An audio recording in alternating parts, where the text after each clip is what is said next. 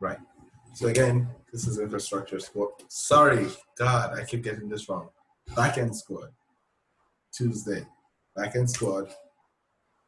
And like I said, we're going to do what we were originally supposed to do last week, which was to read data from a file. We're also going to look at how to fetch data from an external data source, like a web service, right? And then on the MySQL side of things, we're going to look at some MySQL functions. We're already very comfortable with queries, selecting, inserting, and all of that. We're now going to look at some slightly more complex queries that can actually analyze the data in the database and give us results. Okay, so we're going to look at that, and that should be fun. Okay, so first thing we're going to do is let's look at we're going to get started with reading data from a file. And I'm going to share my screen. Let me share this.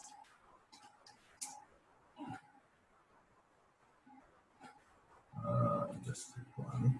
All right, can you see my screen? Yes. Okay. All right. So let's talk about this before we get started. All right. Now, Node.js is a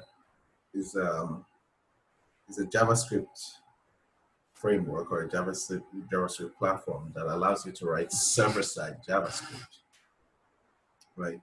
Which means you can write JavaScript applications that run on a server.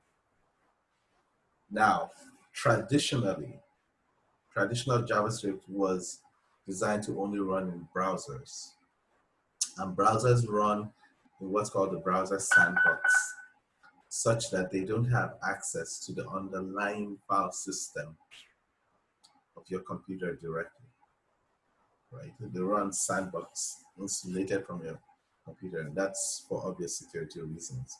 You don't want to go to a website and they can read the files and hard disk and steal your data, right? It is part of why when you want to upload a file to a website, you click a button and you get a file selection dialog, right? Where you then select the file and then it becomes part of the page and then you can upload it or you can send it, right? For those who don't know what I mean, it is pretty much, can you see my screen? Yes. Yes. Okay. Yes. Okay. So let's see. It is pretty much, where would I upload the file here in Zoom? No, there's something else that okay. It is pretty much why, if you come into, let's use S3, Amazon S3 as an example, right? And I'm going to need to sign in again here.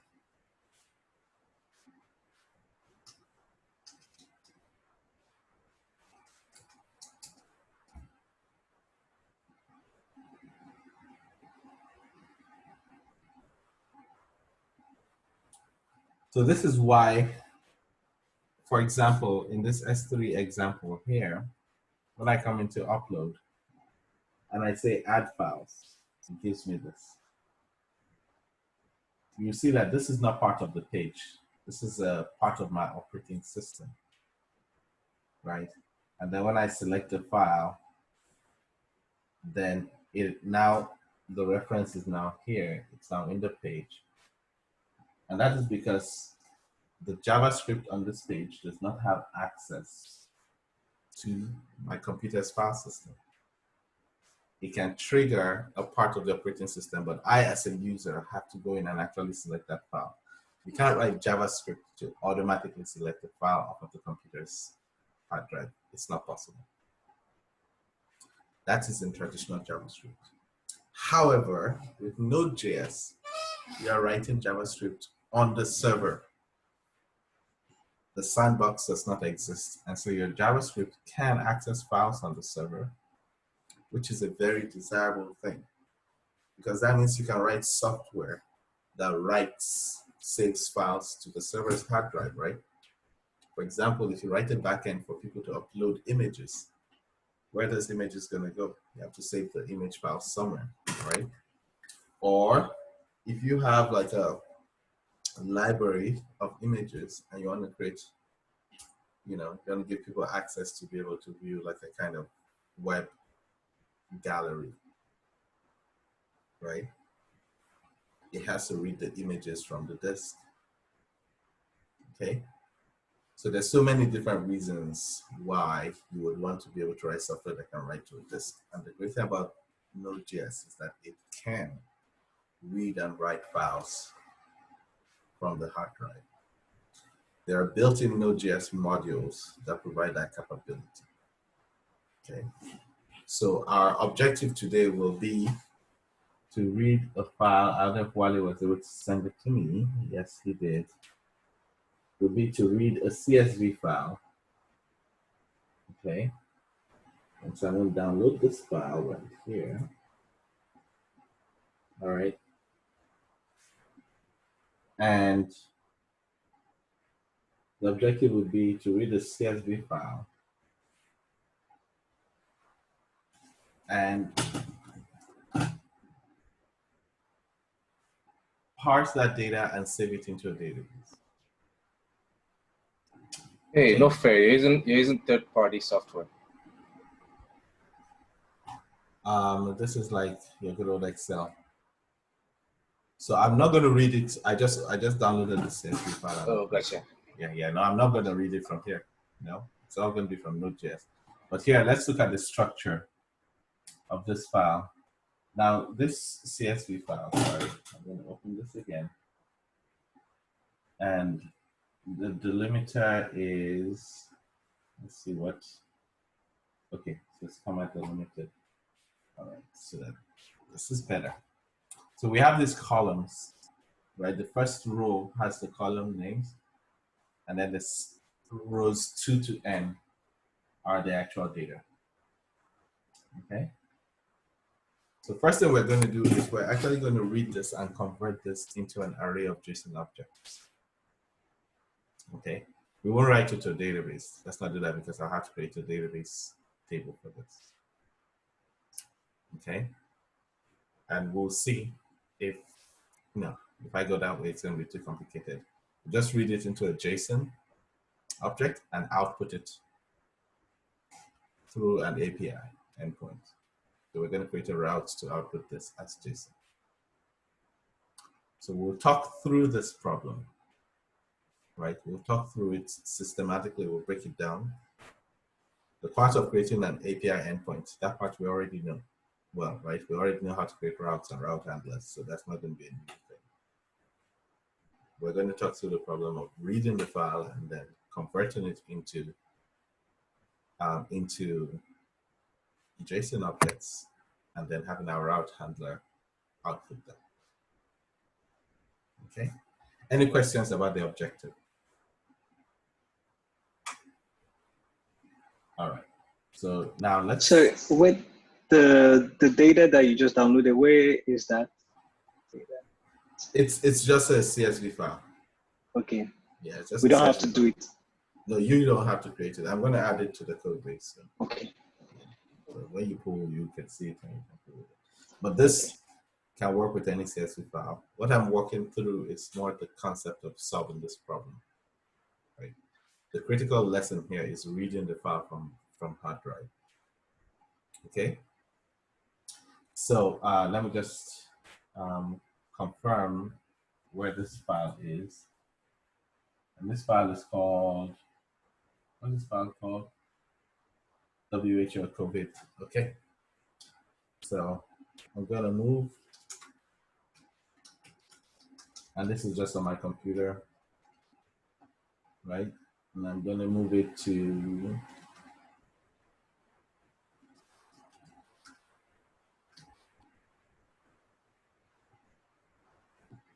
with a simpler file name. All right. So here I should have my COVID data.csv. Where is it? Right here. Okay. All right. Now, to read files in Node.js, Node.js offers a module called FS, which is a file system module. Let's quickly look at the documentation. But also, if you didn't know that and you wanted to figure out how, you do a search for Node.js read file. Okay, the very first result you get is that FS, the read file.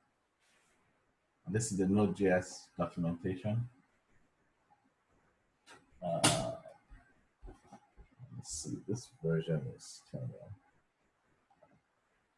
Anyway, so here in the documentation, we know that we're looking for FS file system. Okay, and this tells you how you would use it. So constant FS equals require file system. All right, and there are examples. The great thing is that there are examples here. Right, the examples for many different functions. But what we want to do is we're looking for read file. So read file, right, which is this.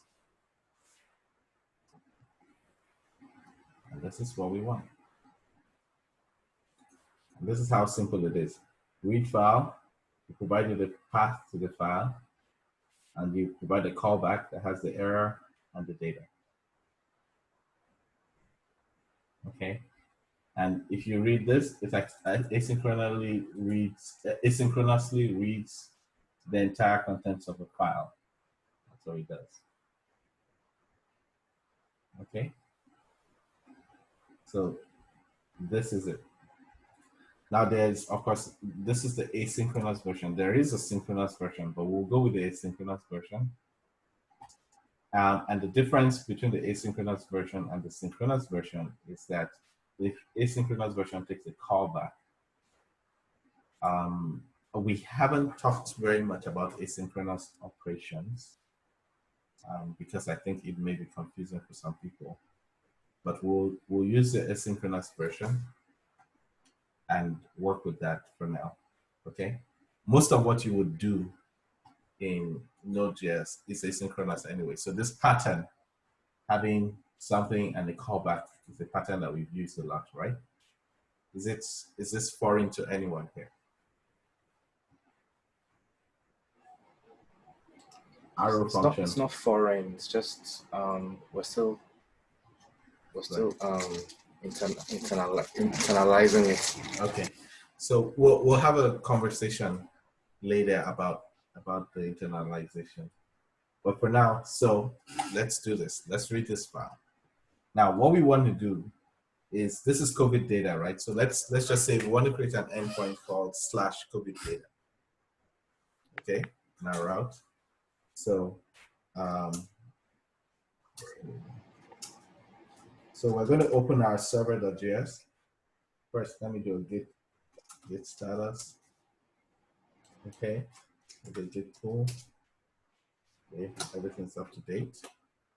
So let's open up our server.js. Remember, that's our entry point. So, and I'm going to use Vim for this just because I want to move quicker. We already know how to use VS Code, so I don't need to show that anymore. Here I'm going to open up a new file called, in our routes folder, called COVID data. Okay. And so here, I'm just going to say const express. So to require express, right?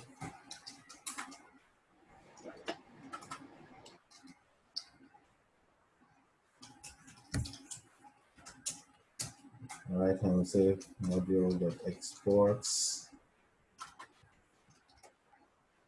Okay.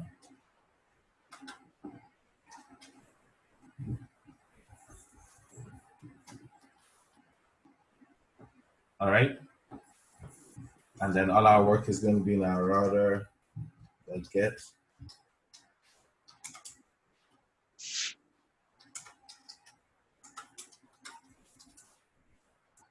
All right, and that's where a lot of work is going to be in here. So And I'm going to create a new route here.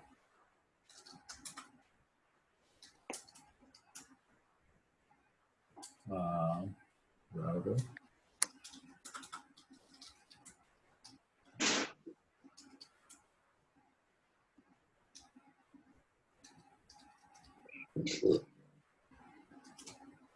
And then here I'm going to create a new route. Let's use, right?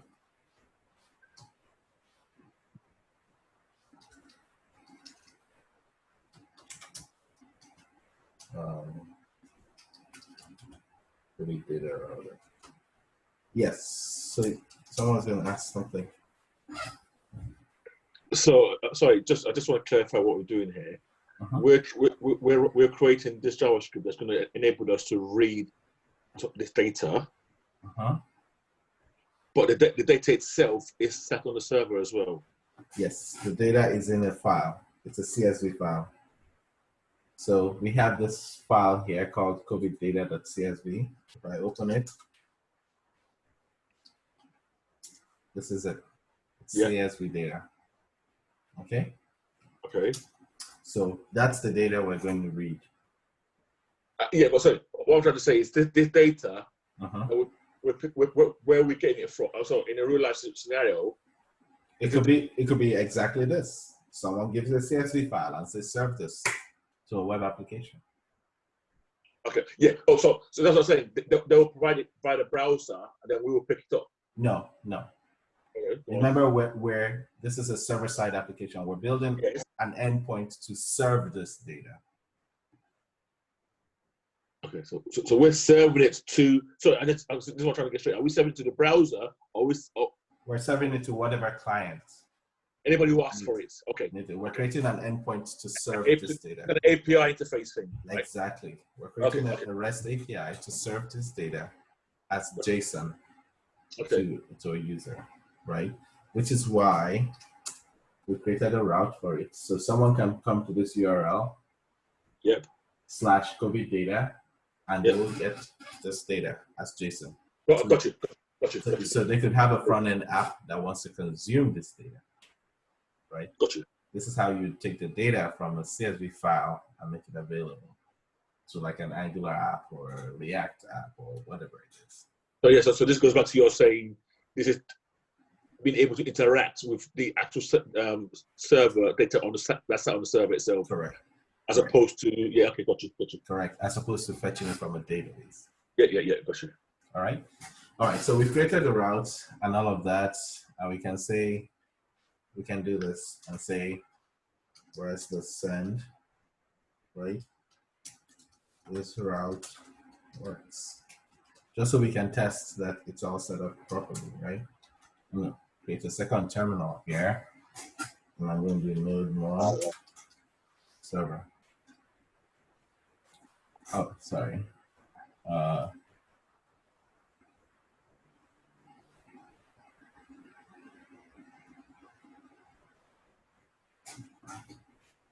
You're watching too many files? Is that what you're saying? I don't know what is telling me.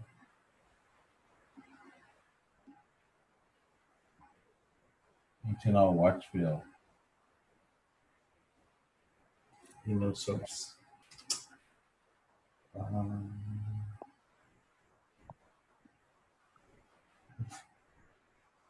Node more.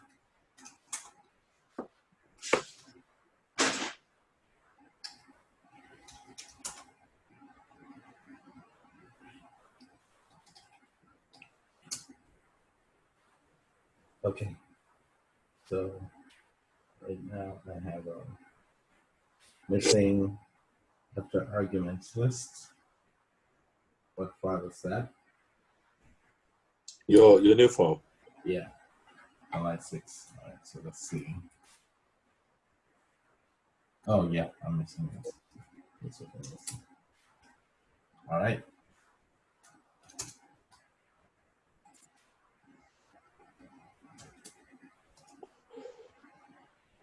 And user. Oh yeah, because it's a typo right here. Like user instead of use. All right, and let's go. All right, is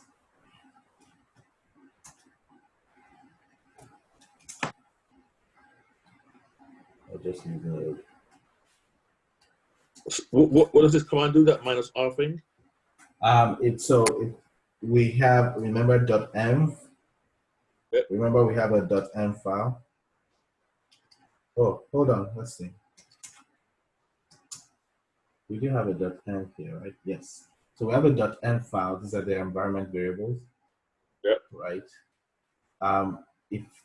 And there's a node module for loading up those environment variables. If not, you have to manually type them out one after the other. Okay, so this is complaining because this is addressing use. So need to kill this. Just close this out. Right, so .env is a node module that loads up the environment variables that you have in the .env file so that you don't have to type them out every time you want to start the server. Okay, if not, you have to always declare your environment variables before you issue the node command to set them up. True. Does that make sense? Yeah. So let's try this again. Okay. Now, why does this complain about address being in use? I'm gonna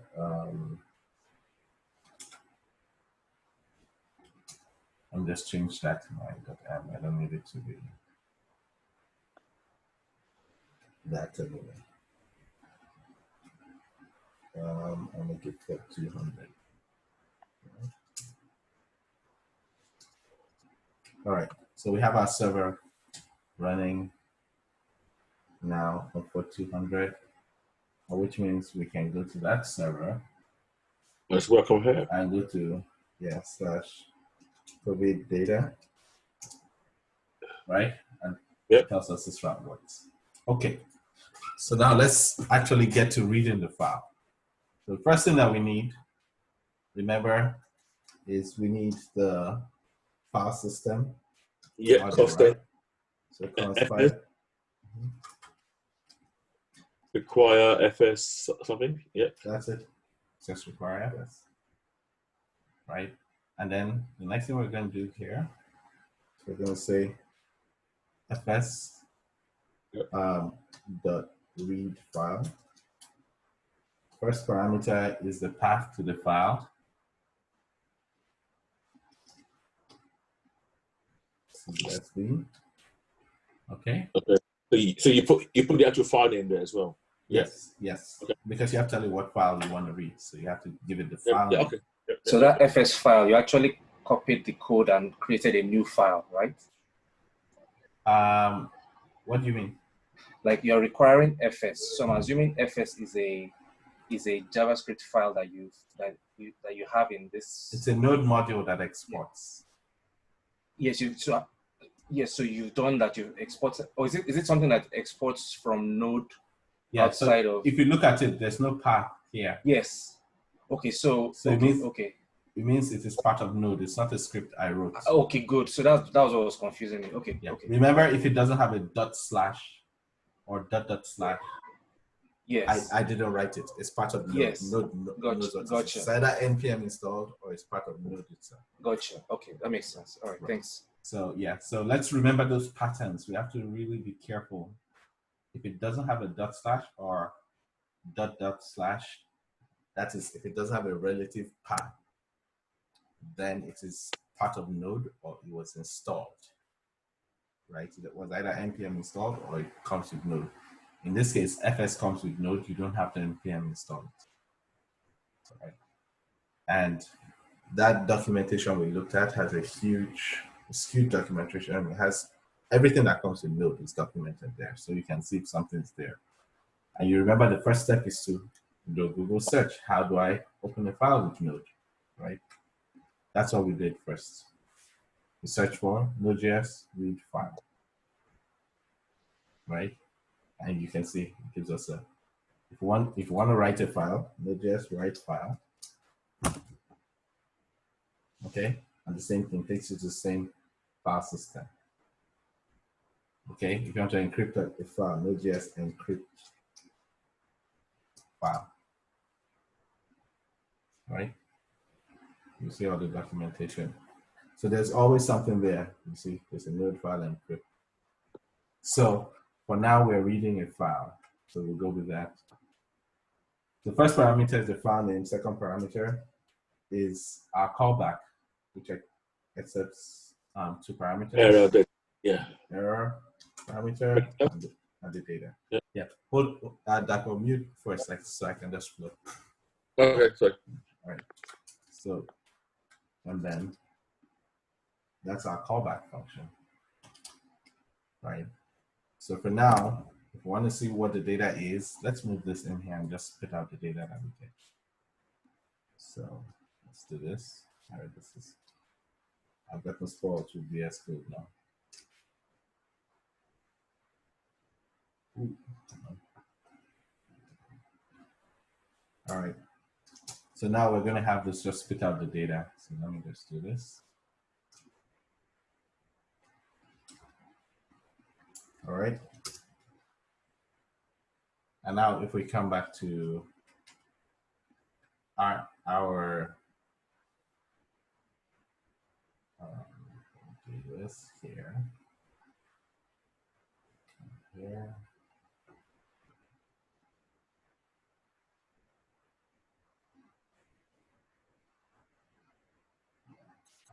So, all right. So now if I refresh this,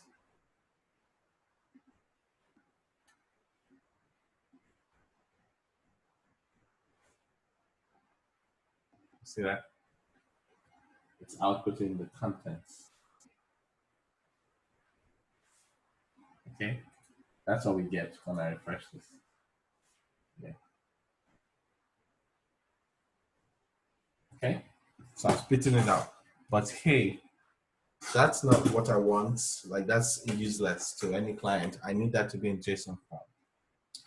So what I need to do right now is, if you think about this CSV file, what does this look like that we've learned? If you think about the different things that we've learned, what does this remind you of the most?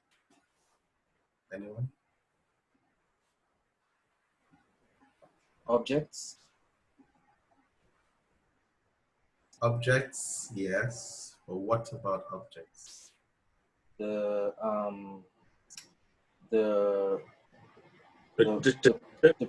properties. Records. Records, yes. The properties. Kind of, in a way, yes. This looks like a database table, right? Yes. Yeah. And this looks like an array of objects. Yes. Right. So let's convert this to an array of objects. So we know that each record here, each row is an object. And yes. This whole file is an array of objects. Okay. So now think about what is the delimiter between each one object to the next? What makes them different? So the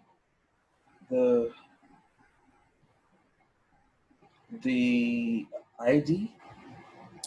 Not really. There's no. Now, Is it the comma? So the comma separates the fields in the data, right? The comma tells us where one field ends and the next starts. So for me, each line is a record. If we look at the output here, right? You see that each line is a record. So which means they are separated by line breaks. Okay. You get what I mean? Yeah. Each record is separated from the next by line breaks. So you have a record, then new line, record, new line, record, new line.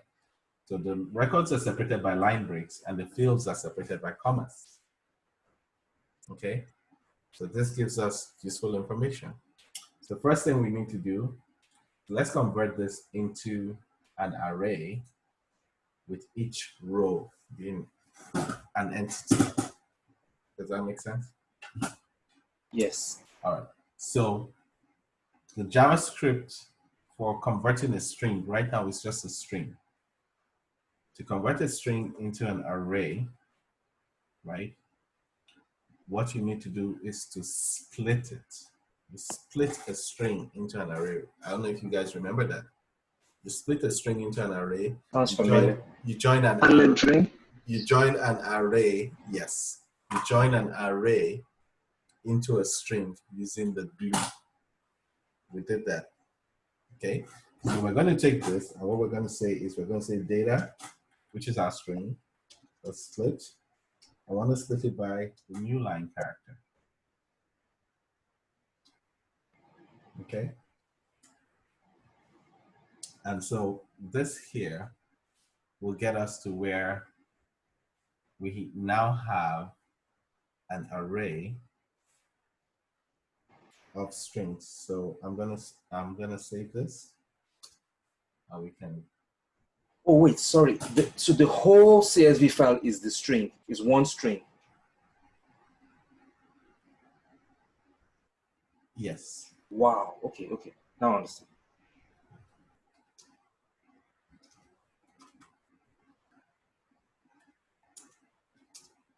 Oh, actually, let's do this.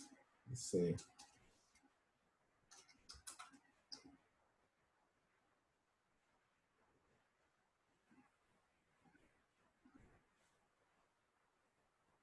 So now let's go with those.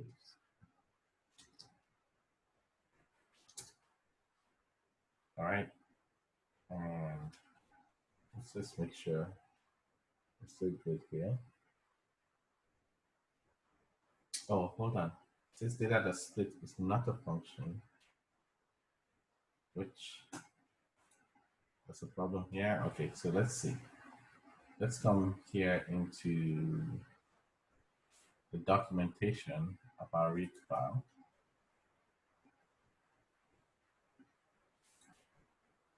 Okay.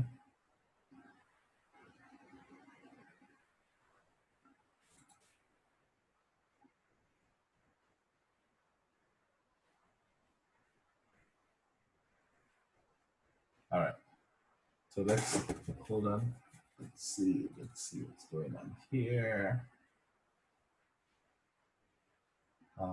Oh yeah, I know what's wrong. So it's reading into a buffer rather than. Let's create the encoding type here. I won't explain this because it's only just customer confusion. Just know that there's one more parameter here. And then here, I'm just going to say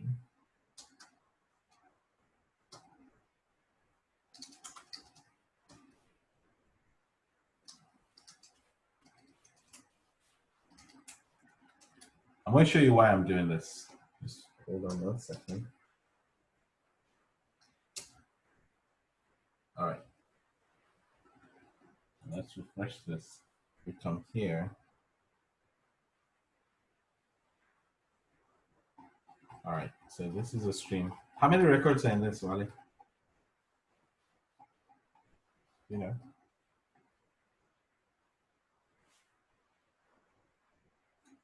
All right. Now let's try this.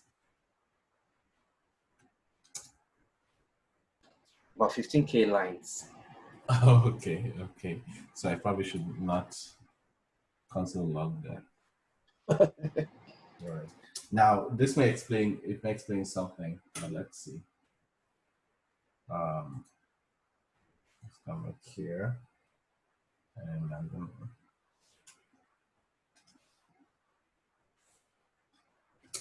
Explain something. So it's reading a large file, which is all right.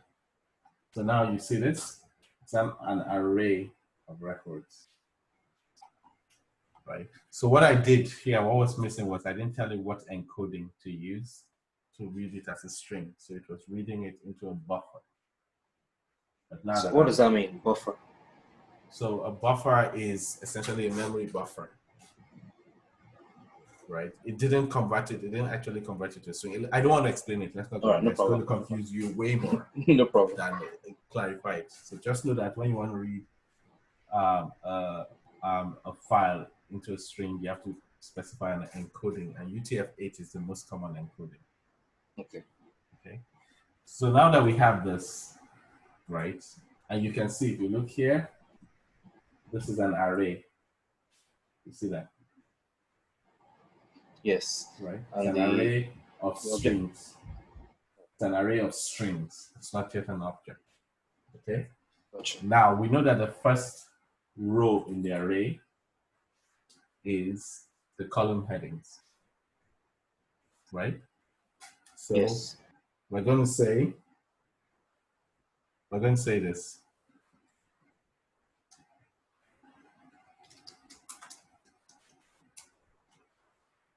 I will just call it headings. Plus headings, right? Or let's call it fields. Plus fields equals rows 0. Right? Nice. Nice. That gets the first row. But you know what we want to do?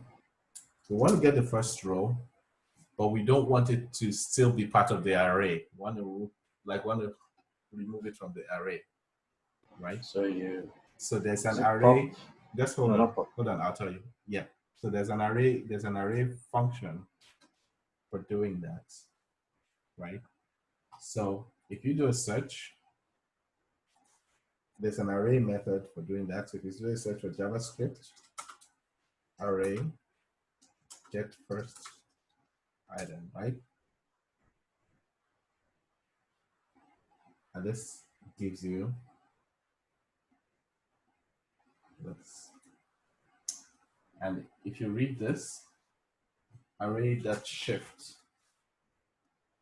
okay?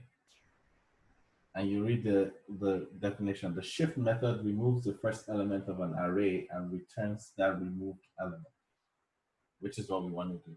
We want to get it, but we don't want it to be part of the array anymore, so that all that's left in our array is our values, right? We want to get rid of this line. We don't want to throw it away. We want to get it and save it in a variable, so that should have said shift else, instead of pop.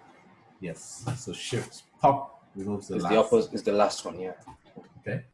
So, but what I wanted to show is that once you think of that concept, you can always search for it to find the right. Okay. All right. So let's go here. Our fields is rows.shift.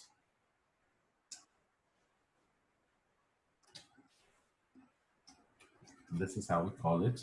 And that gives us the first record, right? So here we can just do this and say fields. So we can see that that's what's going on. And we come back here, refresh this, there. All right. So the next thing is that we want to get all the individual fields. Okay. So we're going to do what's called chaining. And remember, how do you convert a string to an array? Split, this time with commas as the argument. As a separator. All right, so shift, yeah. Please stay on mute. I want to talk through it as quickly as possible. And then we'll interact on it shortly. So, so we're going to split this, right? We're going to split this by the comma. The comma is the delimiter we're using to split. So we're going to now in JavaScript you can chain methods, so we don't have to come to another line and say fields dot split. You know, we can just say fields equals. No. Yes. So split, and we'll say with the comma. Okay. And so this will give us, instead of giving us a string now, to give us back an array of fields, like that. Okay, this is starting to look very nice. So now we have our list of fields. Now, because it's a CSV file, we know that we can assume we have the same number of columns for each record. So what we're going to do now is we're going to loop through each record. We're going to loop through each line, split it by the comma, and create a JSON object with the array of fields and set each value appropriately. It's many steps, but let's go through it one by one. First, let's look through the records that we have. So we're going to say rows, and I'm going to show you a cleaner way of looking through an array of rows, right? And that is just a for each loop on the array. So there's a for each method on arrays that allows you to, it essentially is what it says for each item in the array. Then you provide a callback, right? And that callback takes record, right? Essentially each item. It takes a callback method that is each item in the array. And what we're going to do here now is for each item in the array, we're going to say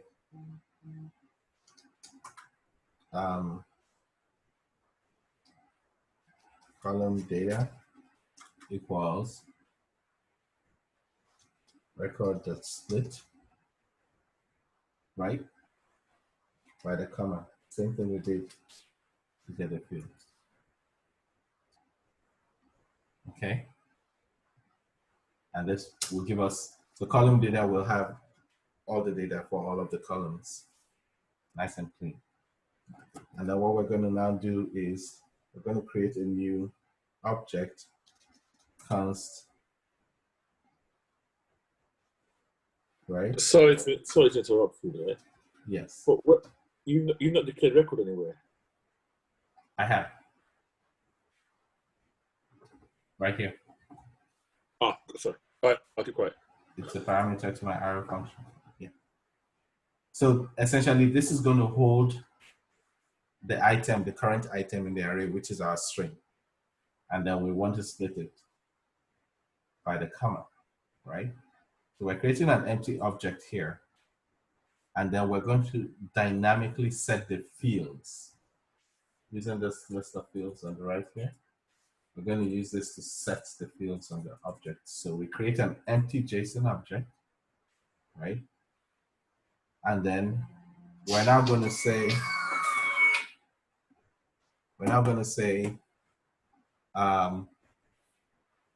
the same way we looped here on the records, right? We're going to loop on fields. So we're going to say fields that for each, right? Field. And then this is what we want it to do.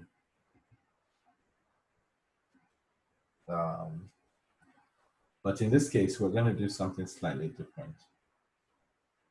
For each field, and then the index of the field, right? We're now going to say object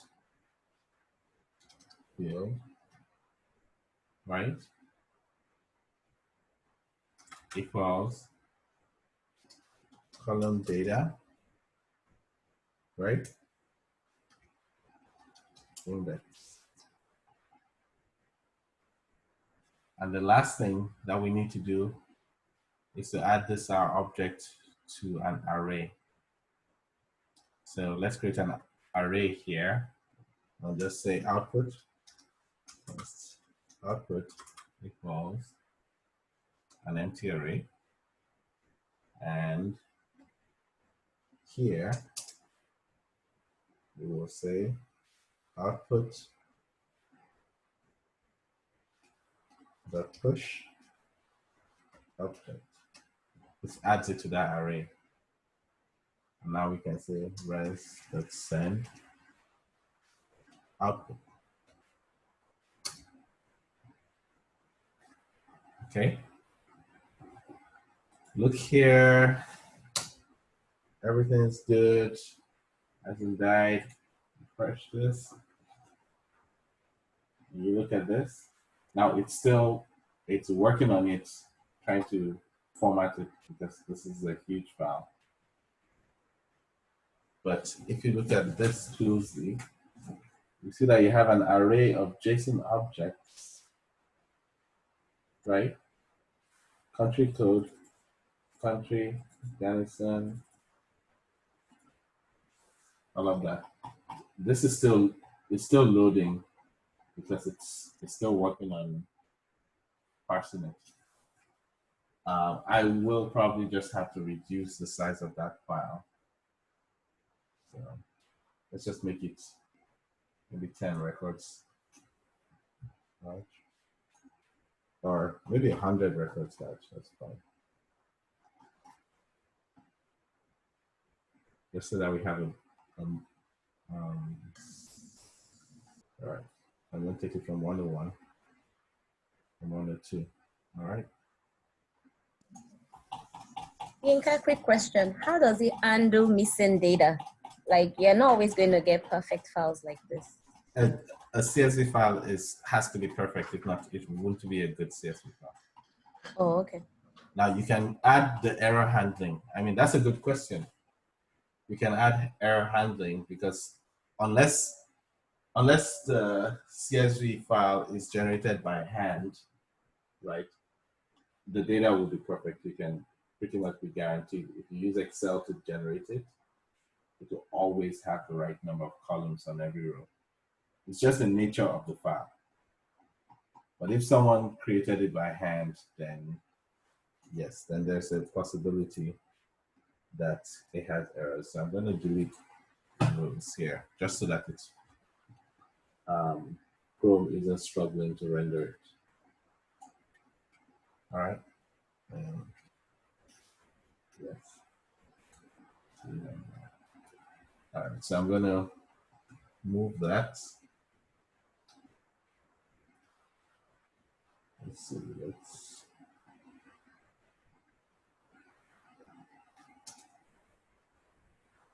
All right.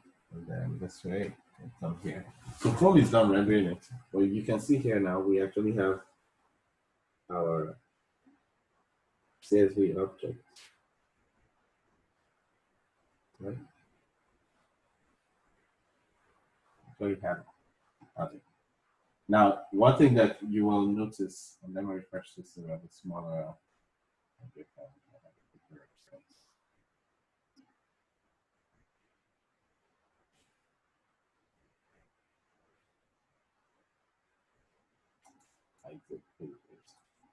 This.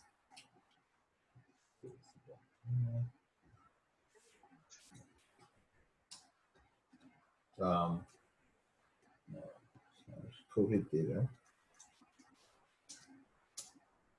Okay. Now we only have 100. Only have 100.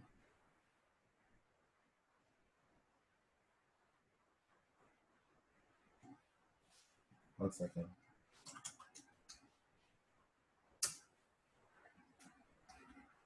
No, I don't still have 100. I'm going to do this here. This is faster.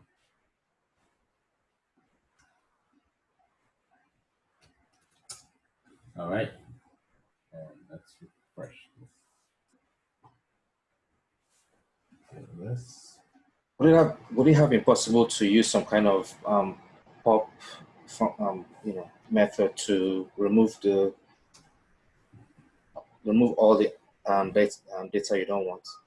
I mean, there's no point doing that. I can use that if I want to page it, yes. And it's not pop that will do that. You'll be creating slices. Gotcha. Slice method.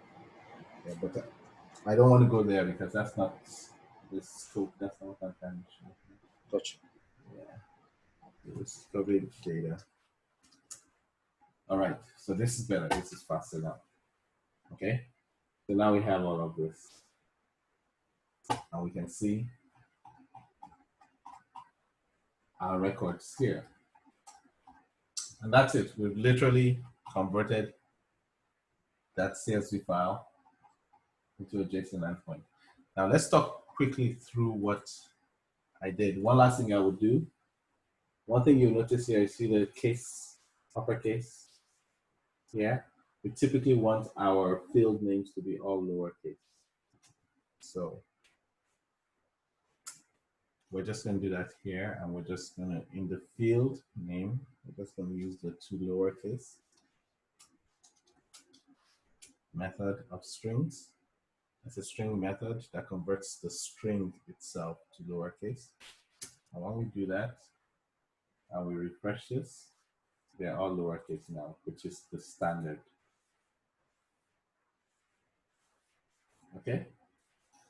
So this is, you see that we don't have that many lines of code, but we've successfully converted that CSV file into a REST API endpoint that returns this data.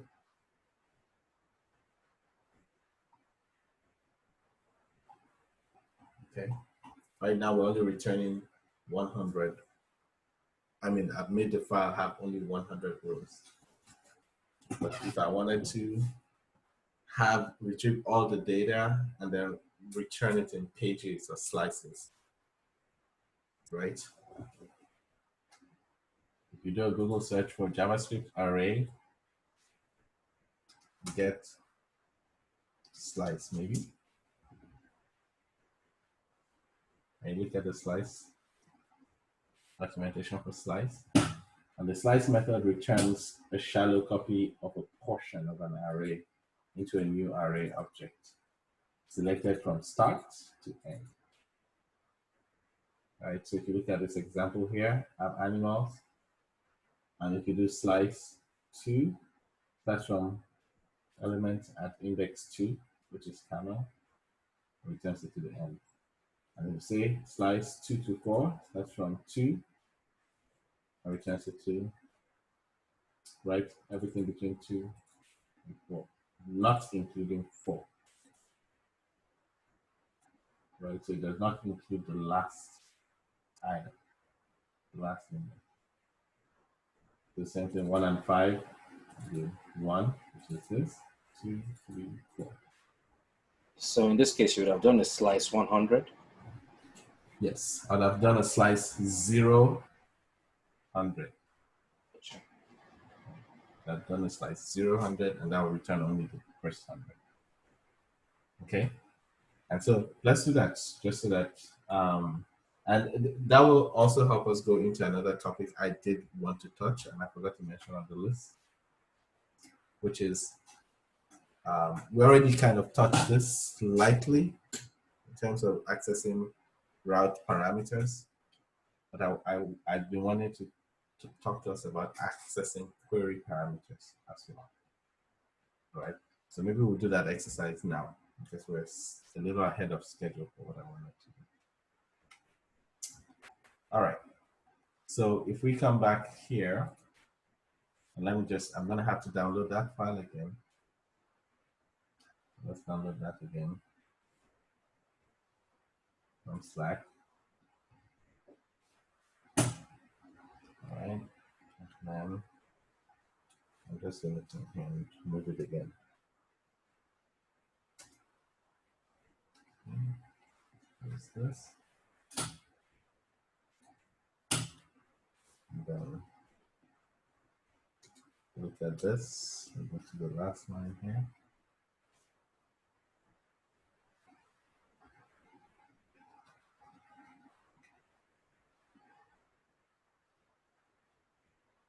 Oh.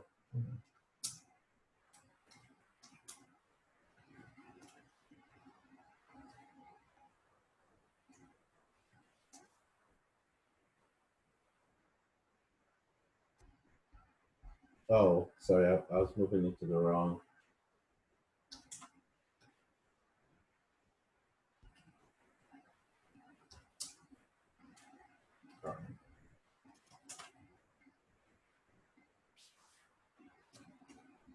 Okay, now I have, so if we wanted to do the slice right here, rather than sending output, we say send output That's slice 0,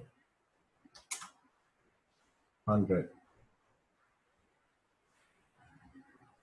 Okay. And this 101 in this case, since you want the first 100 no items outside the header. no, I don't have the header in my output. Oh, okay. My output array does not include the header. Oh, gotcha. So the 0, which will give me 0 to 99, which will give me the first 100 items. So if I save this now, and I come here, I refresh this, there, 100, right? We want to confirm that, inspect, right? I can come to network. You can see that. I can click on this. I will look at the preview right now. Wait, okay, good. No, that's CSS. All right. So this is our CSV data. And we go down that we have 100 items. And if I change this here to 200, then give us 200 items.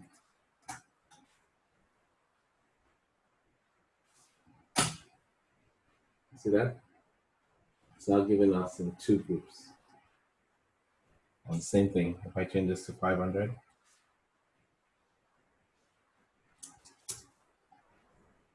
I'll refresh this.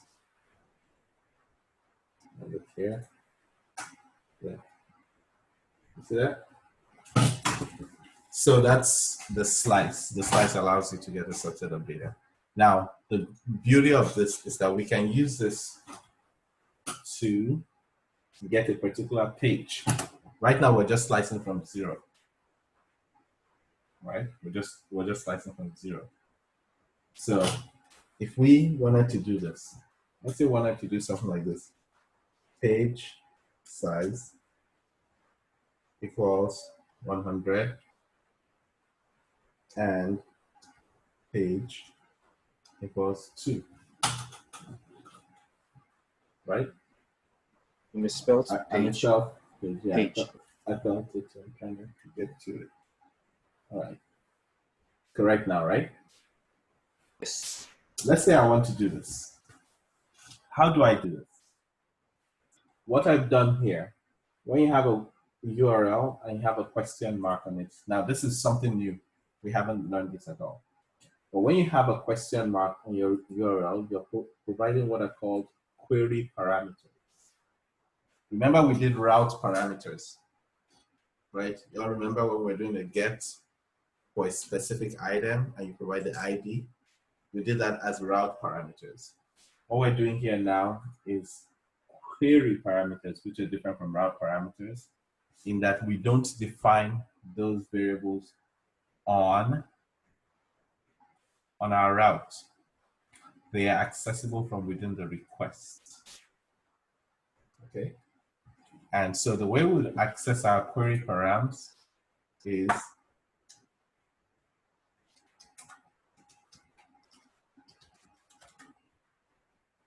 on the request object. Okay, the query property of the request object. So if I say console.log query params now, right?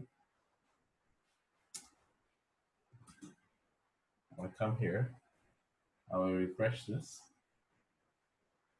You see that? This is getting those from here. And you see that that is a JSON object. So we can come here now and start from. So we can now say our start equals query params, right? Dot page size times query params, the page, right, minus 1.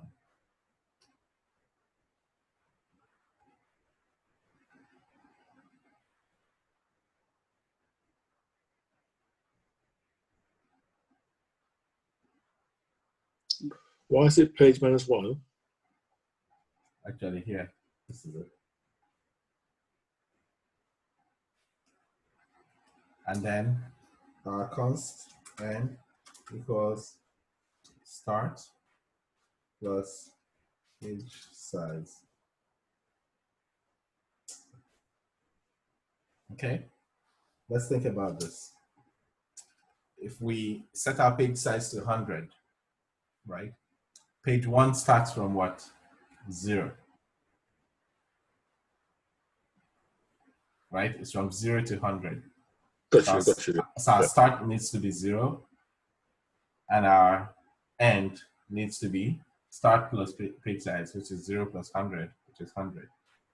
If we want to get page 2, our start for page 2 is 2 minus 1, which is 1, times 100, which is 100. Our end for page 2 is 100 plus 100, which is 200. So we can just come to this slice here and change those to variables, start and end. And that gives us pagination. So do you decide how many entries are on one page, or is that a fixed thing in this? Tell me what you think based on how it's written. Because what I'm seeing is it seems to be sorting things by 100 into hundreds. It's like 100 items is one page. That's what it looks like when you check the console. Right, no, that was the previous console. I haven't run this. The current code, if you look at this code, is the page size fixed? It's not.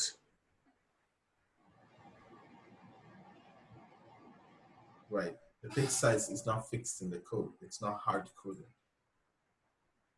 The page size is a variable. Well, I didn't see page size declared. Look at the code carefully. You don't see it declared. We have a start and an end that's based on a page size that is defined by the user. So it's completely up to the user to say what they want their page size to be. Does that make sense?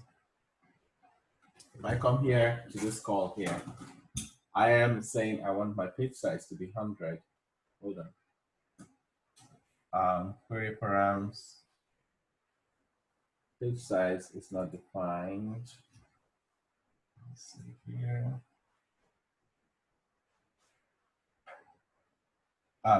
Start plus query params, not page size. This is what I was saying. Query params, not page size.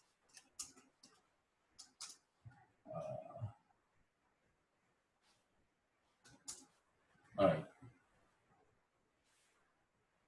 So here, I specified I want my page size to be 100.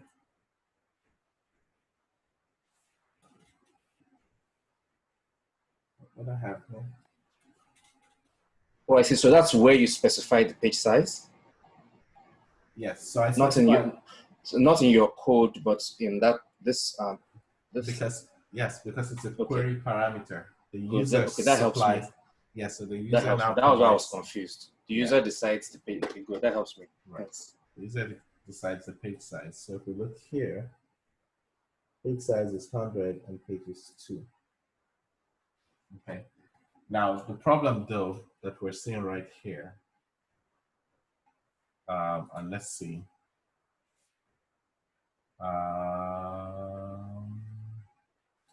Also log start and end. There is a problem, and I want to surface that. Look at this. It's starting at 100 and it's going to the end. And the reason is because I have these query parameters are coming in as strings. Okay. So the way to force it to treat, so this addition here is not doing an addition, it's doing a concatenation. Gotcha. So what I need to do here is I need to make it int. That is correct. So I need to make it an integer, so I can do a parse int start plus so start is already an integer. What I need to do is I need to do a parse int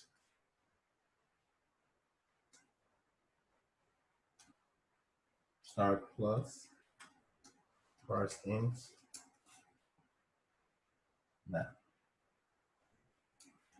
Okay, and this converts it to a number. That's what parse int does. Is it parses the input and tries to convert it to an integer, right?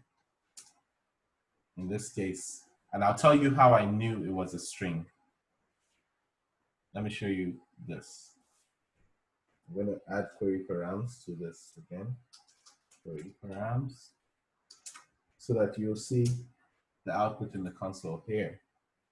You see the previous output in the console here for page size, it's a string, and page is a string too. Does that make sense? Yes. This is how I knew they were strings, and that's why I realized, okay, there's a problem. So now if we run this now, right?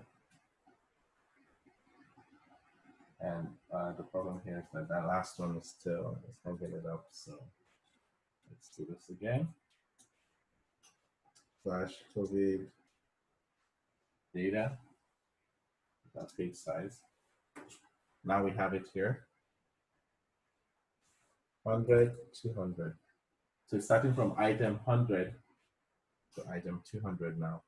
Now let's set an unusual page size. Let's say our page size, we want our page size to be 150.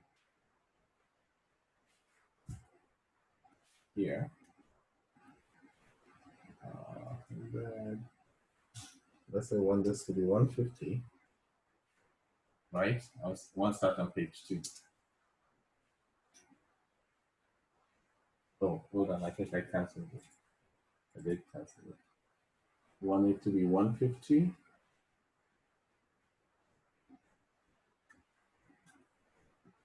Right? Which will be, I hate when it does this. It's trying to force me to go with the previous entry. Yeah.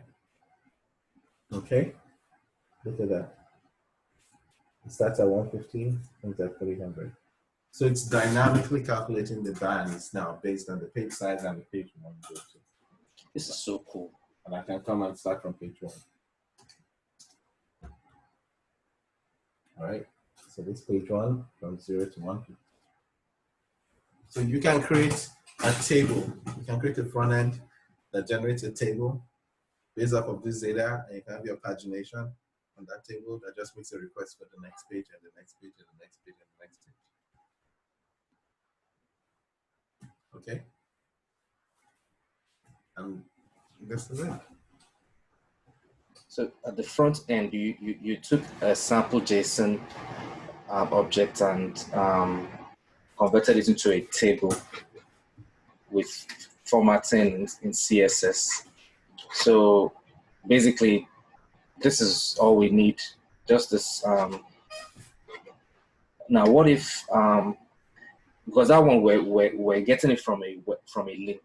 The JSON object was a link from a particular website. So if this CSS was a link, could we run it through all this conversion? No, this is us. You see that the URL that we used for the Angular front end yesterday? Yes. Was created. What we have done is we have created that endpoint to serve the data. Yes. Remember, this is backend. Yes. So this is backend programming. So we have now created a backend that can deliver data from a CSV. See. Gotcha. So if we wanted to update the data, just toss a new CSV file here. And you saw what happened when I changed the CSV file to 100 records. That's all it had. Because this is reading from that file. So this is the most important concept here, is to remember that this is reading from the file. Now we did a bunch of different things that we've done before, but now to achieve a particular objective, we split a string into an array, we split it into an array, we looped through the array of keys, through the array of values, we combined the key and the value to make a JSON object, added that JSON object to another array, and outputted that array, that final array.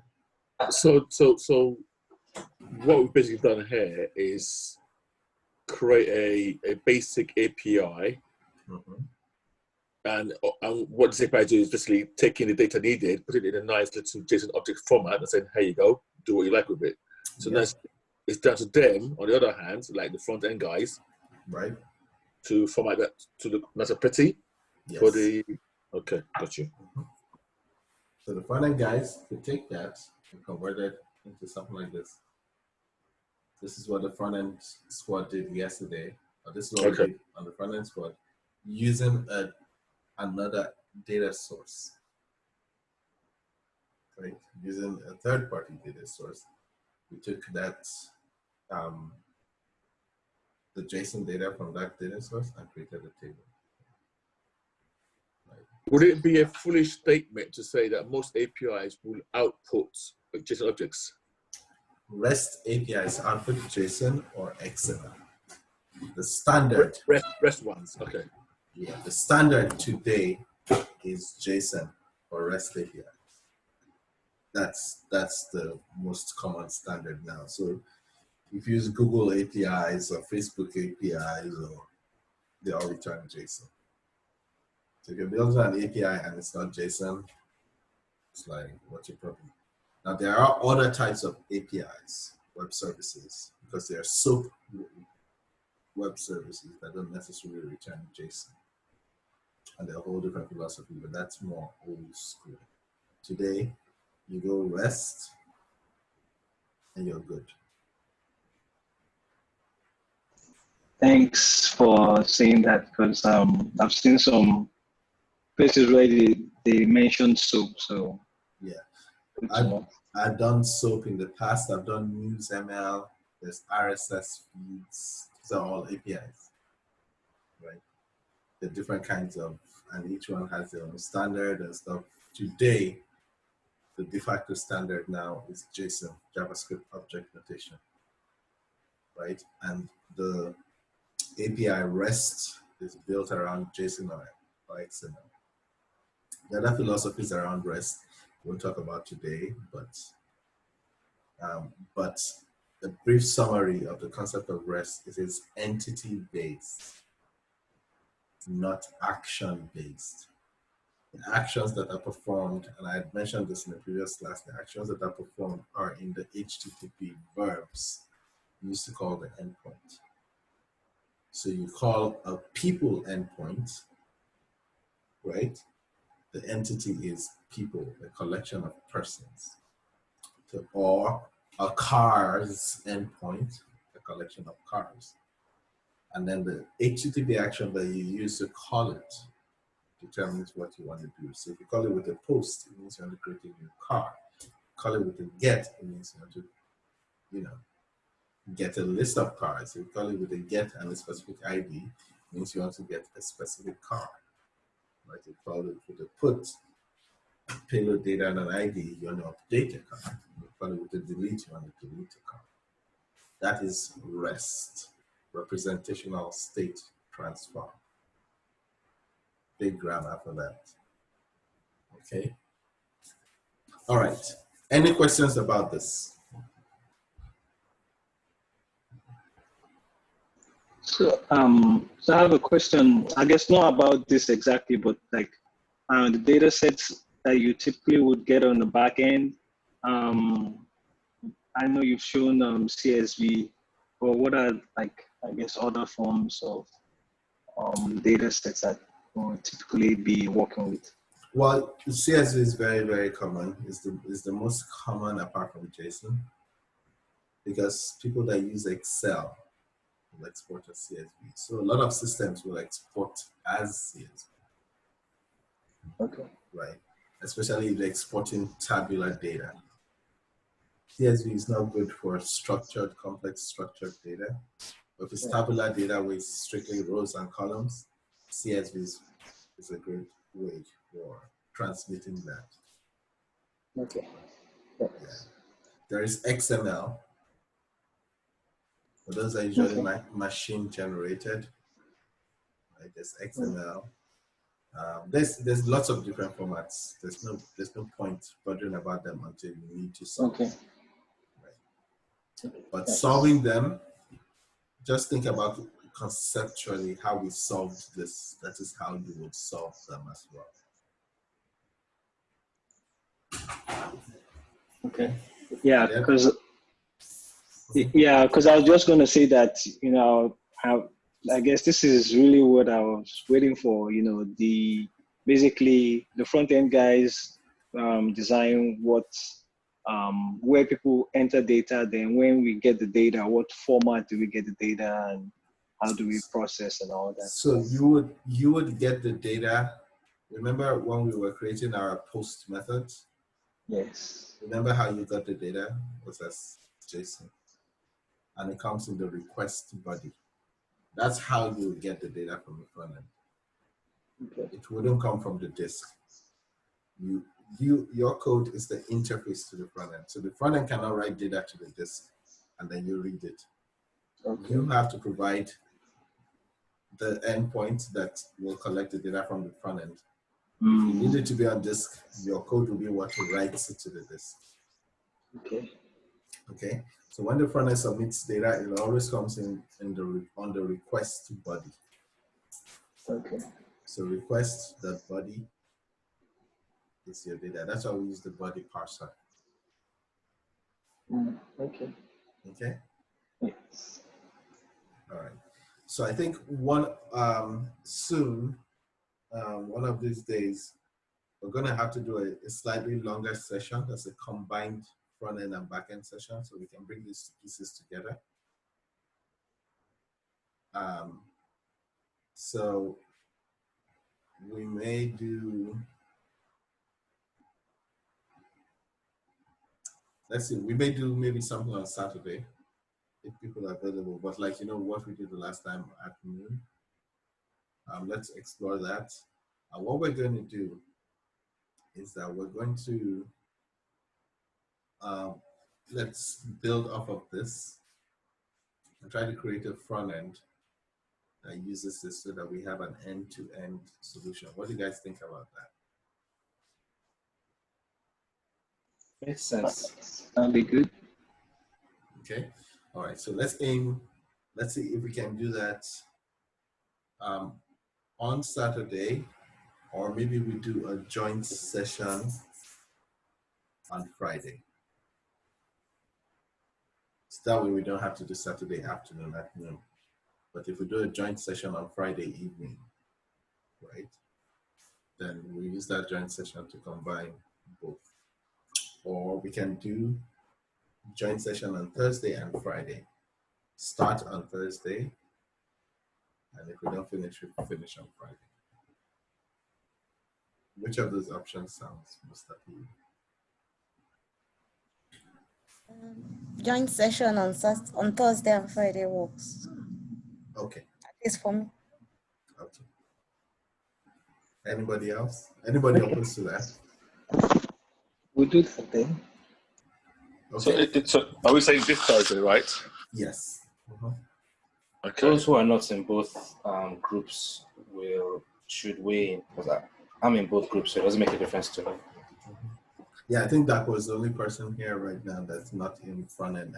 Ralph is also not in front end. Yeah, he's been attending front end, so Yeah, really, he was just sneaking in. Yeah, he sneaked in once and ran away. Yeah, I came once and man, everything just went over my head. I just Well, ran away. in this case, because you asked a question that's important, which is how the front end will interact with your back end. So this joint session is to illustrate that. It's really because of your question that I'm thinking of doing this joint session. Yeah. Okay. I'm hoping. So when you say is it like, guys. is it 2 hours? Is it like a 2 hour session then? Yes. So Okay. just the normal class period. Got you. Yeah. But rather than just doing front end separate from back end, we'll now do Thursday and Friday, we'll do front end and back end, and try to connect the two together so that the front end people can see the end to end, right? I think we've come far enough where, it will help to see the roles the front end and the back end play in the big picture, in the complete product. So, okay, so that's fine. Okay, so let's go for that. So Thursday and Friday will be joint sessions. We're going to take this data and we're going to try to make something usable out of it. Okay? We're going to create a table, maybe create a chart. We'll just try to use this data to actually create a representation of it. All right? And okay. Now, we've come this far, and I've forgotten what the other things I said I wanted to share today were. I've done two things. One wasn't one of the three that I had originally listed. But we've talked about query parameters. Does everyone understand the concept of query parameters and how you can use that to have the user supply essentially more arguments to your endpoint? Yes. Any questions about that? It looks like what we do on YouTube. Yes. Like you can choose the start time, yes. The embedding, and there's so many parameters you can decide in that address bar. Yeah. So it looks kind of like that. This is it. It's exactly this it, right? Is it. This is exactly it. Nice. This is how they do it. This is how they use it. My stupid question then would be, and it's a stupid question because I do it myself, but how was this advertised to the general public that you could do this? Well, so usually you would have what's called like a documentation, right? That's how. Right, okay. Yeah. It's usually in the documentation. Now, most people don't read the documentation. Yeah, so I was more, to be honest, I think I was more asking myself this question because there's certain things we know how to do, but you asked me how did I know how to do that? I couldn't trace back how I found out that piece of knowledge. You figured it out one day. Yeah. Also, there like in the case of YouTube, there are some ways that the average person is allowed to choose. Like there's an option to start a video at this point in time. So so and that's a good example because I know how to do that. I know how to even send a link to somebody. Yeah, so those are the ones that matter.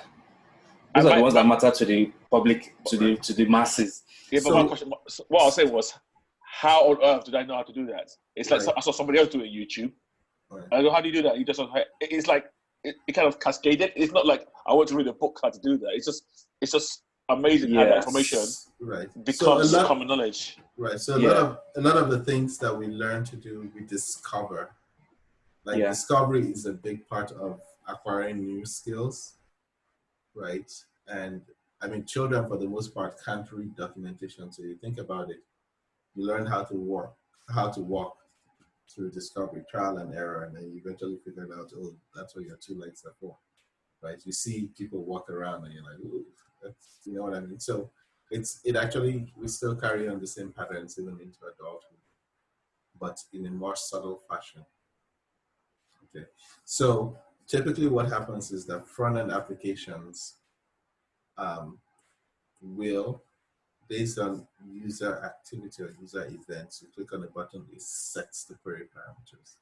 We haven't done that on the Angular side of things yet, which is why we're not using query parameters yet, all right? But yes, it's usually based on user interaction, okay? All right, so now I really, really do want to try to tackle the other two things. I did talk about doing SQL functions, right? That make things a little more interesting on the SQL side.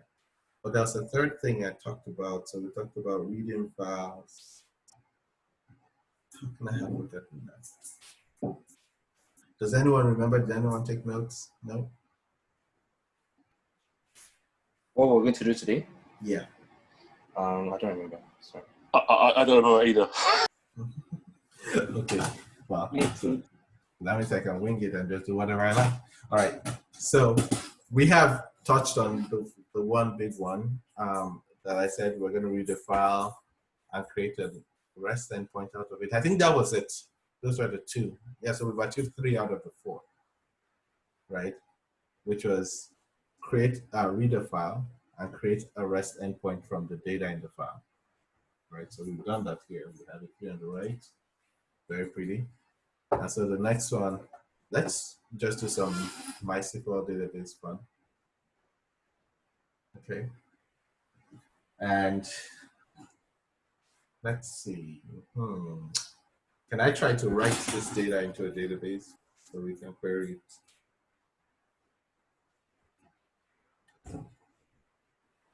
Is anyone up for that? What was that? I said, let's write this data into a database. Okay. Yeah. That'll help with the query things. So that'll give us a nice fat database we can work with. Right. So let me do this very quickly. And so let me say,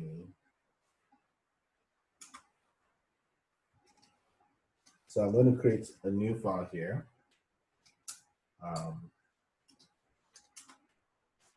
Call it seed data, right? And then here, we're going to say require, okay.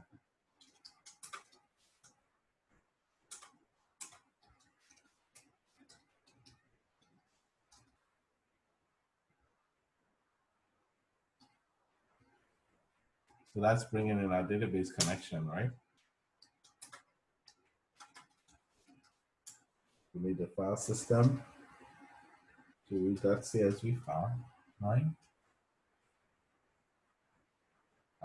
Now, I'm going to do something that I said don't do, but I'm going to do it this time because I actually want to create 2 separate scripts, which is I am going to copy the code from here and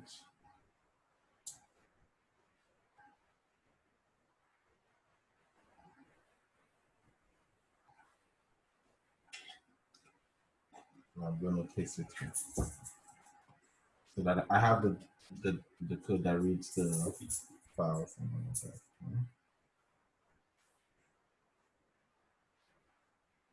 And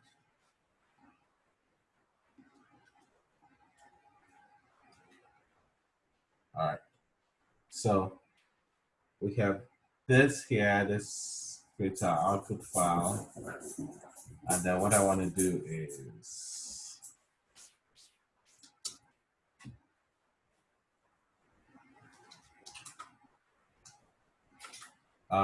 actually I don't need to do this. I don't need to do the fields. Yeah.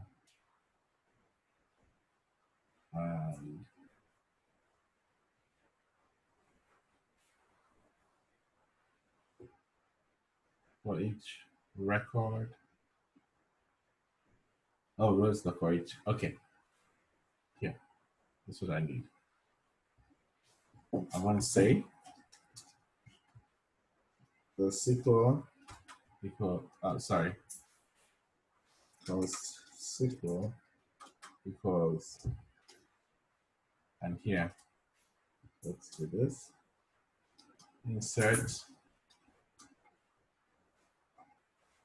Insert into COVID data. That's what I'm going to call the table, right? And then the fields that we have. Um,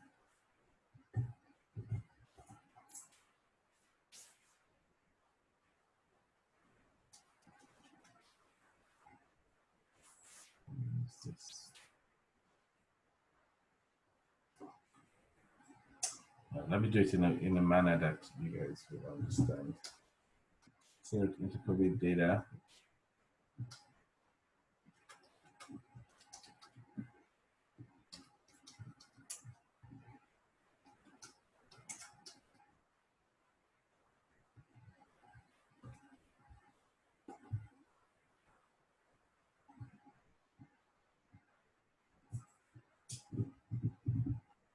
Now, why do I need to do this?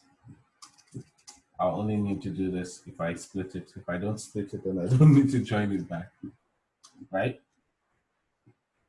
So I'll just go with fields plus values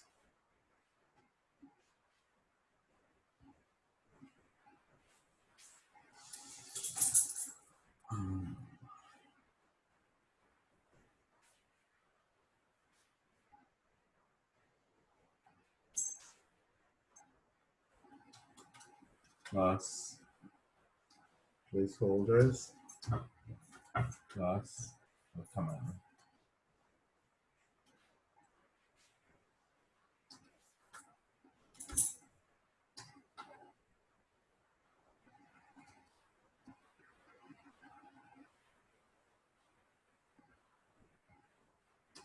Okay.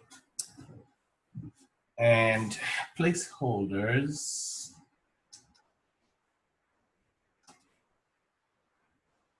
plus placeholders equals fields dot split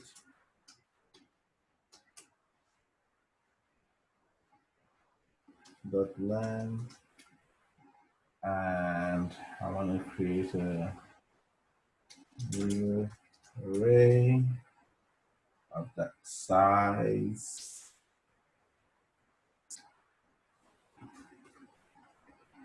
Let me show you. This is what we do. I want to create an array, an empty array that only has question marks that I can join back to form a string of question marks. So I want you, so if you remember parameterized query, right? We need a field for each record. Sorry, we need a question mark for each field so that we can provide this array of data for the data, right? So I want to create, I don't know how many question marks I need. I want to use the number of fields to define the number of question marks that I need. Does that make sense? Yes. So I'm going to do a JavaScript trick for that, which is essentially take an array. So JavaScript create array of size field. Okay, and here array prototype field. So what I want to do is 0 to 1. So array field method changes all elements in an array to a static value from a start index to an index. Okay, so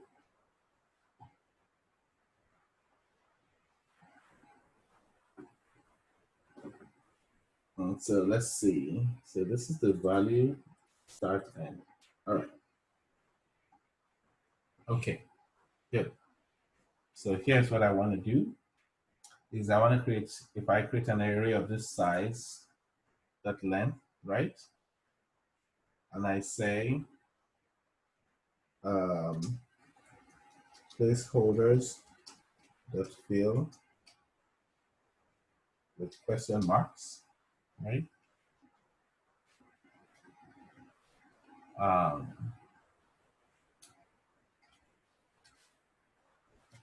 And they will say, yes, placeholders, so placeholders array, let's fill the question mark, dot join, comma.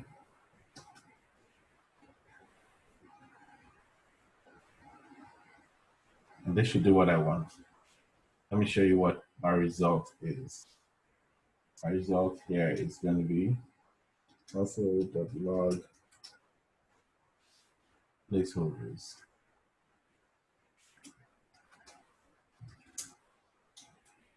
Node. Ooh, hold on.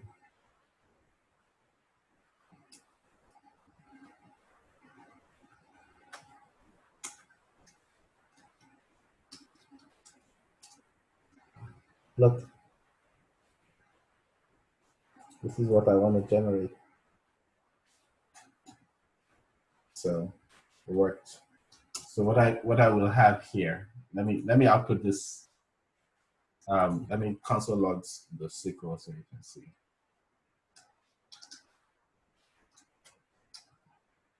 SQL, and I'm actually pretty much done here.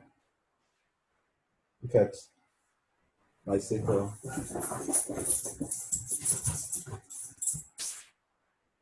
Oh, what's going on here?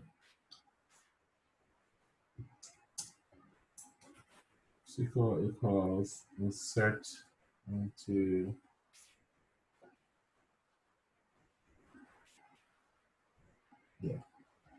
that's it. Why isn't it showing all of it?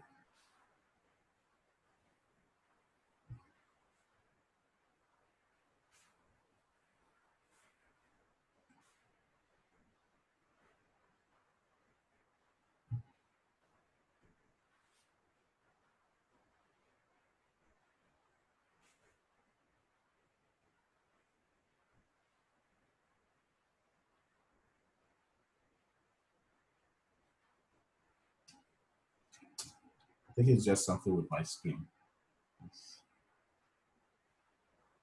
Plus fields, plus this, plus placeholders, plus that. Plus all the line. Yeah. Let's do this.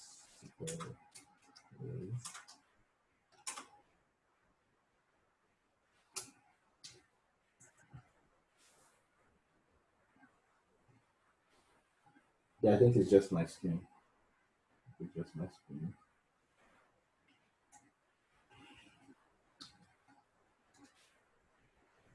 No, what's going on?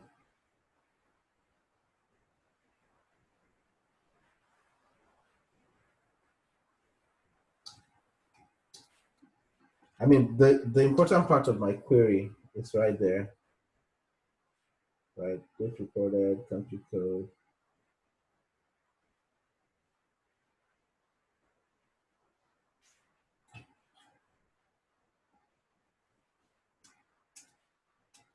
Anyway, never mind.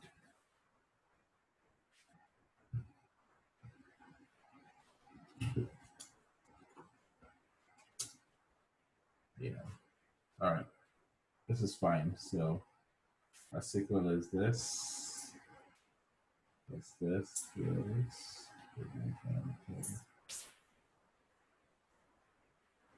Values.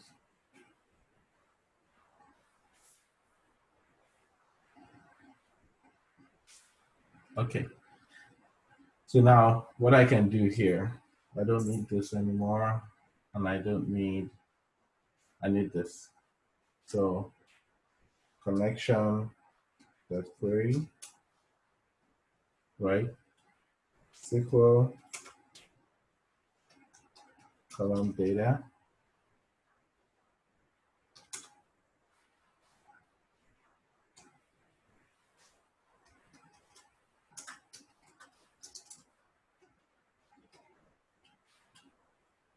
If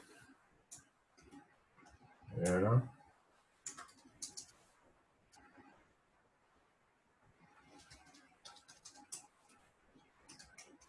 This is all familiar stuff, right?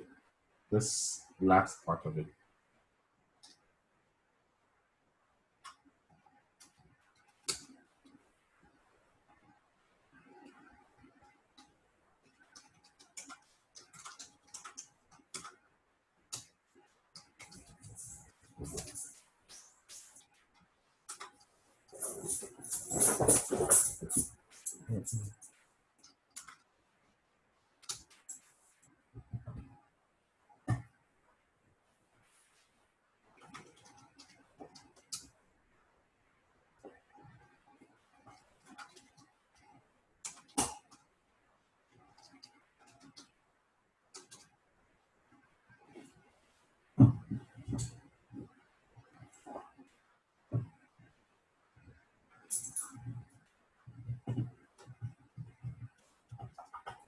Okay. Create table.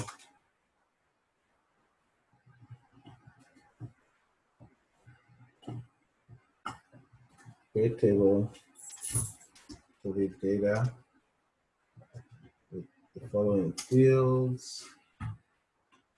Let's see what our fields are. Date reported, country code, country, which reported, country code, country. This will be date reported.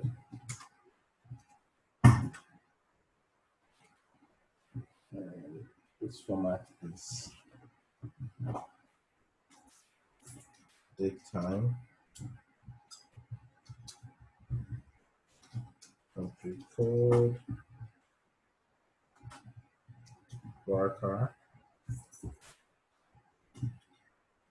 2,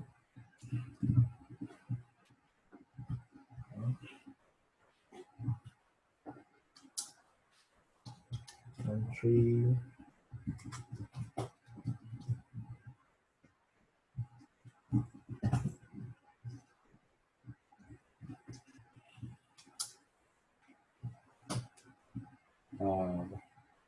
um, WHO region,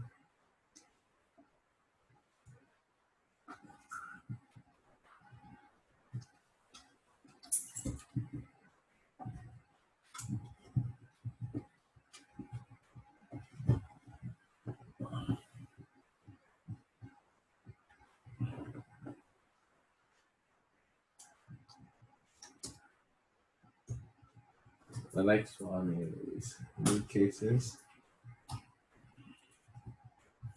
New cases means in case it ever gets that bad. Cumulative cases.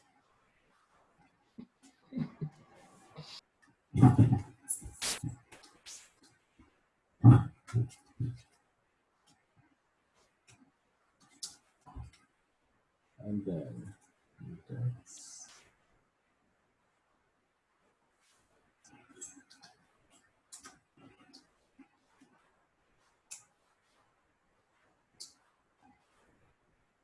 cumulative deaths.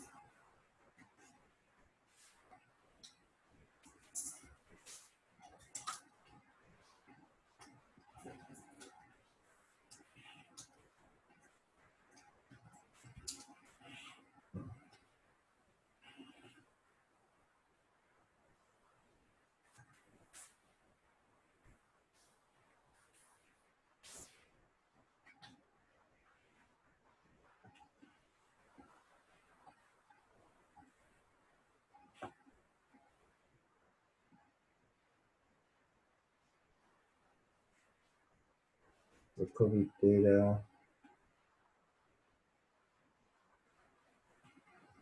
ID, and 16.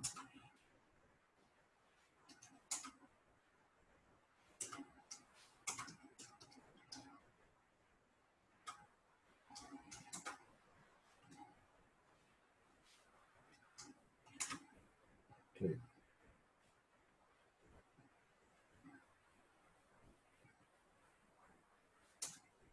All right, so we have our database table now.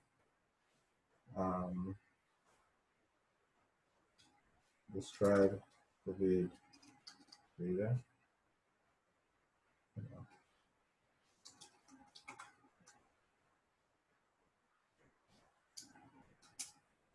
All right, so we have the database table now.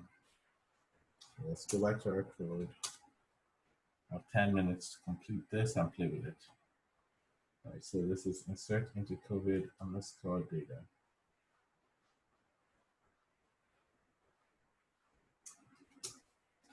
And here, fields is the shift dot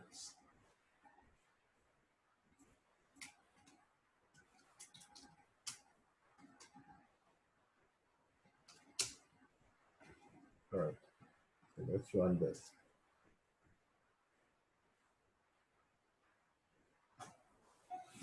Okay, it's not, there's no error, so sounds like good news so far. We may be able to check in on it if we come here. I will say,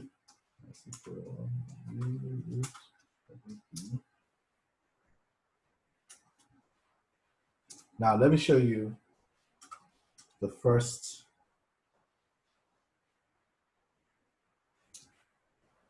query. All right.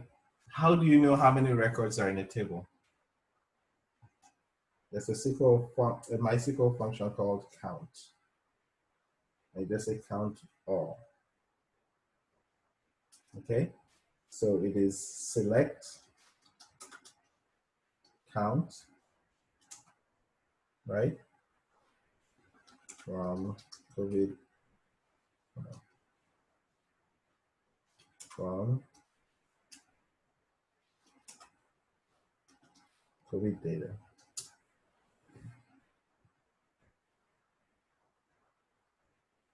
All right. That is the query that selects all. So if we say select count from people, oh, show tables. What do we have? Oh, that's what I have in master classroom. Sorry. So let's see. Let's look at this. This isn't done, so let's do this.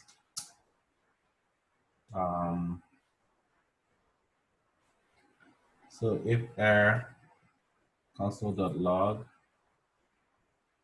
Oh, okay. Yeah, sorry. If error console.log error. Right, and then we're gonna say also log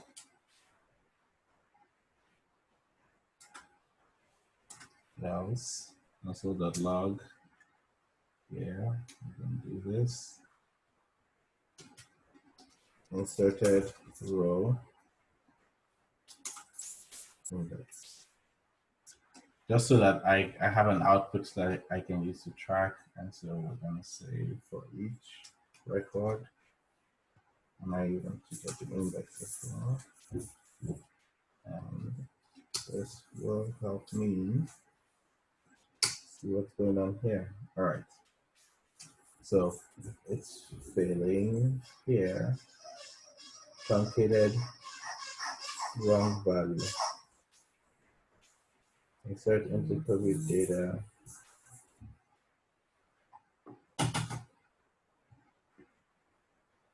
Oh, incorrect datetime value. Oh, hold on. That field has a time zone on it. So just give me 1 second here. MySQL datetime field. MySQL datetime with time zone.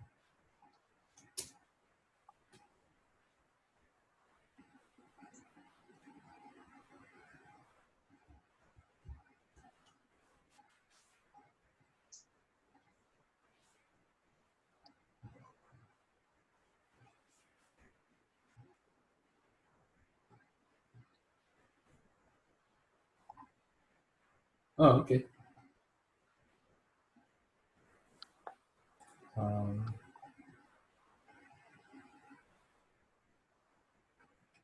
Never mind.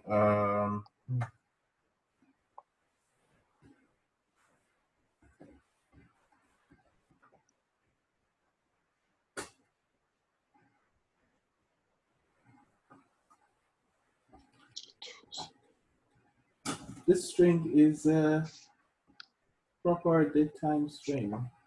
Why isn't it going on?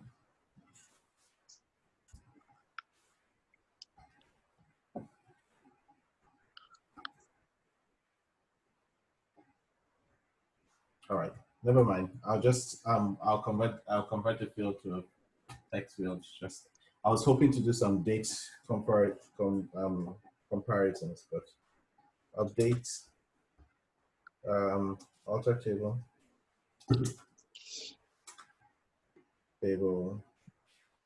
COVID data change column. What's this? Date reported.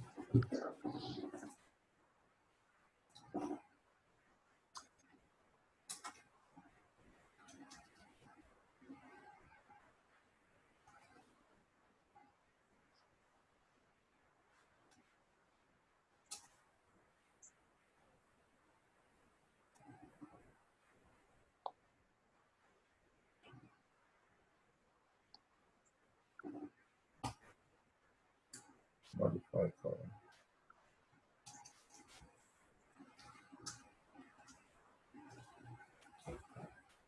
Okay, so let's try running this again.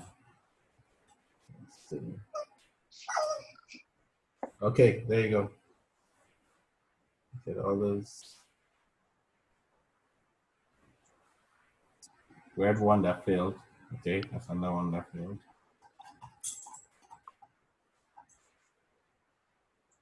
It's fine.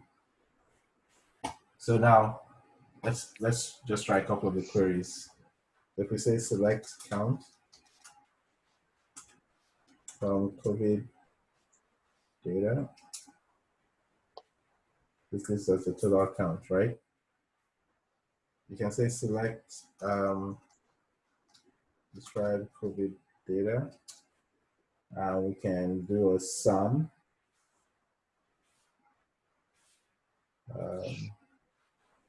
Select sum. So it typically will be all uppercase, but select sum of what? New deaths, right? From COVID data. That gives you the sum of new deaths in total. All right. And you can say sum of cumulative cases.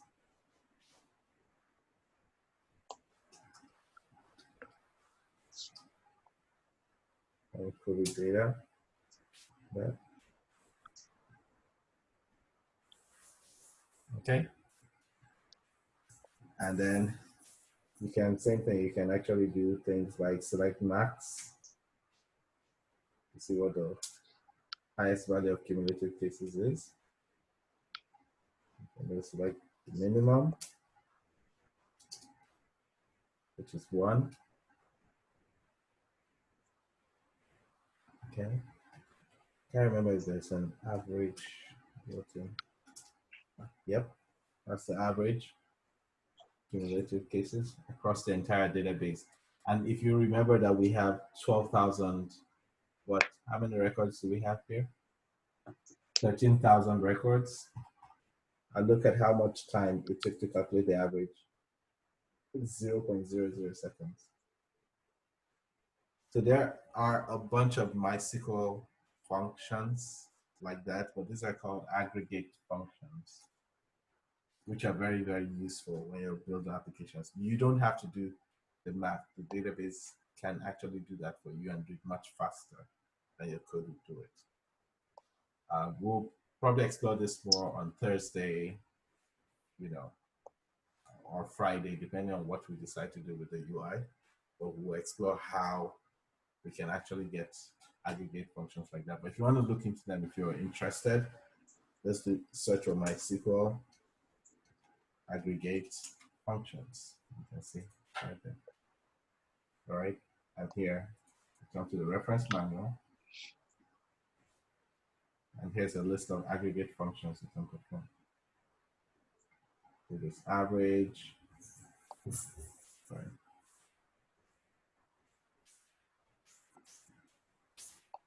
So this is the standard deviation. Let me get. There's a whole bunch of very nice aggregate functions.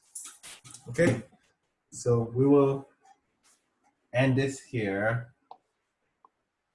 today.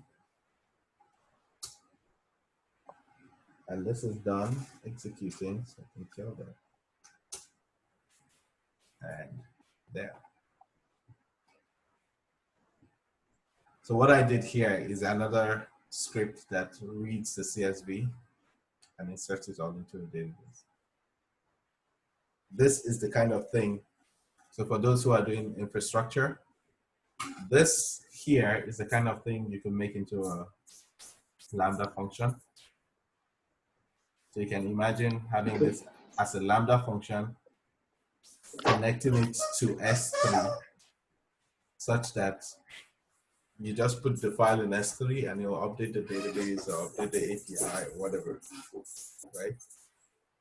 In this case, if the API was set up to read from the database, then you just have an S3 bucket and a Lambda function and a trigger, and just upload a new file and it will update the database and the application will run.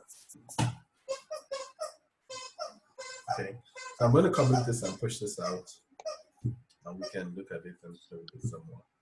But the sessions on Thursday and Friday will be very, very real implementation now. I remember someone asked for an example of what you could do with all of this. Was it you, Andy, that asked that? Or somebody else? Oh, it was someone else in one class. I think it was Ukaya or one of the other ladies. Okay, so Thursday and Friday will be actually trying to do something real, bringing all these pieces together.